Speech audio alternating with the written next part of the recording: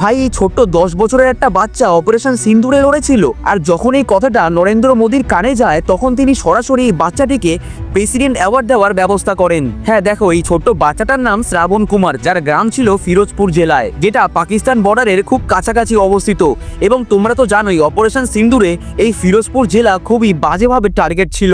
তো এমন পরিস্থিতিতে আমাদের ইন্ডিয়ান আর্মির সেনারা এই গ্রামে গিয়ে এই দেশকে বাঁচাচ্ছিল।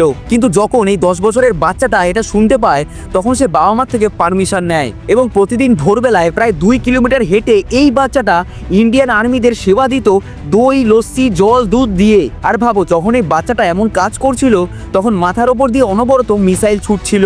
এমন মানসিকতার কারণে ইন্ডিয়ান আর্মিরা এই বাচ্চাটাকে যুদ্ধের শেষে অ্যাওয়ার্ড দেয় এবং তার পড়াশোনা সারা জীবনের খরচের প্রতিশ্রুতি নিয়ে নেয়। এরপরে আমাদের পিএম মোদিজিও এই কথাটা জানতে পারে, তারপরে সে আমাদের প্রেসিডেন্টের থেকে বাল পুরস্কার অ্যাওয়ার্ড পেয়েছে। ভাই, বাচ্চাটার মানসিকতা এবং সাহসের তারিফ করতে হয়।